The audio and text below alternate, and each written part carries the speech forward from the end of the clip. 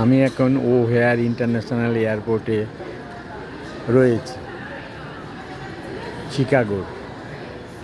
ওহেয়ার international airport Chicago অবস্থিত। আমরা এইখান থেকে এখন দেশে ফিরছি, মানে ইন্ডিয়ায় ফিরছি। তাই আমাদের প্লেন ছাড়তে দেরি আছে, 1:10 বোর্ডিং শুরু হবে।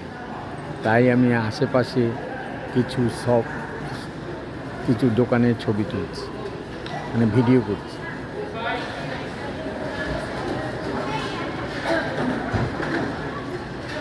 এটা একটা রেস্টুরেন্ট, ডানকিন।